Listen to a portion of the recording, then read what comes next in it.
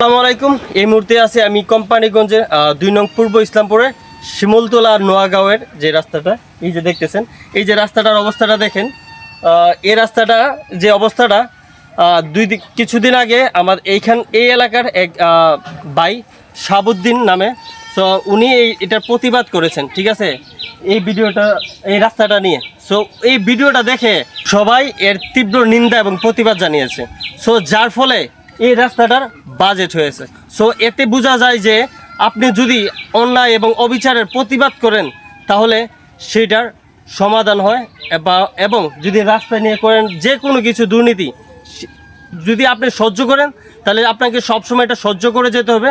আর যদি একবার প্রতিবাদ করেন তাহলে বিশ্বাস করেন আপনাকে আর ঠেকানোর কেউ থাকবে না, ঠিক আছে। সো বই না পেয়ে যদি কোথাও অন্যায় দেখেন, অবিচার দেখেন, সেটা প্রতিবাদ করবেন। আর যদি সহ্য করেন তাহলে সহ্য করতে হবে। এই যে যেমন এই রাস্তাটা নিয়ে প্রতিবাদ করেছে, যার ফলে এটার কিন্তু বাজেট হয়েছে। সেই প্রতিবাদ জানানোর মেবি 2-1 দিন পরই এটার বাজেট চলে আসছে এই রাস্তাটা হওয়ার জন্য। সো এর জন্য যারা প্রতিবাদী মানুষ, আমি তাদেরকে আমার অন্তরস্থল থেকে ধন্যবাদ জানাই এবং সাধুবাদ জানাই। তাদেরকে আমি খুব ভালোবাসি যারা প্রতিবাদ। এখানে শিক্ষিত মানুষও বর্তমান সমাজে তারা অনেক নীরব ভূমিকা পালন করে, অন্যায়ের প্রতিবাদ করে না। শিক্ষিত হয়েও যারা অন্যায়ের প্রতিবাদ করে না তাদেরকে আমি প্রচণ্ড ঘৃণা করি, কারণ তারা জানে যে অন্যায়ের প্রতিবাদ করতে হয়, ঠিক আছে। তারা তাদের একাডেমিক লাইফে তারা এটা শিখে আসে যে কোথাও অন্যায় হলে সেটা প্রতিবাদ করার জন্য। কিন্তু অনেকে আছে আবার লেখাপড়া না জানলেও তারা প্রতিবাদী। ওইসব মানুষদেরকে আমি অন্তরস্থল থেকে ধন্যবাদ জানাই এবং স্যালুট জানাই।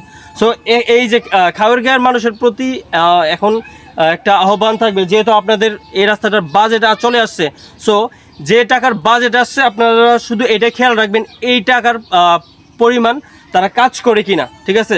এবং কোথাও একটা রাস্তাঘাট হইলে সেটার কিন্তু এই যে একটা লিস্ট থাকে, কত ফুট লম্বা রাস্তা হবে, তারপরে দীর্ঘ কতটুকু হবে, তারপরে ডালাইটা এই কত ইঞ্চি হবে, ঠিক আছে। এই ধরনের সব মেজারমেন্ট কিন্তু একটা সাইনবোর্ড দেয়, তারপর কাজ করে। সো আপনারা তাদেরকে যারা এখানে আসবে রাস্তায় কাজ করার জন্য, আপনারা তাদেরকে বলবেন, ঠিক আছে। আপনারা তো জানেন, শুনছি 10 লাখ টাকার বাজেট নাকি। I have no idea about it, আমি জাস্ট শুনছি আর কি। সো আপনারা এটা জাস্ট দেখবেন যে তারা এখানে দুর্নীতি করে কিনা, ঠিক আছে। সো যেমন অন্যের এই রাস্তার যে অবস্থা দেখে আপনারা প্রতিবাদ জানিয়েছেন, যার ফলে টেন্ডার বাজেট আসছে। সো এটাও খেয়াল রাখবেন যে তারা কোনো দুর্নীতি করে কিনা। আমাদের বাংলাদেশে অন্যতম সমস্যা হচ্ছে দুর্নীতি, ঠিক আছে। যতদিন না পর্যন্ত এই দেশ থেকে দুর্নীতি মুক্ত করা যাবে ততদিন আমাদের দেশে উন্নতি করা সম্ভব না। সো সবার প্রতি অনুরোধ রাখবো, আপনারা দুর্নীতি হয় কিনা রাস্তাটাতে সেটা দেখবেন। তো সবাই ভালো থাকবেন, সুস্থ থাকবেন, নিজের খেয়াল রাখবেন। আসসালামু আলাইকুম।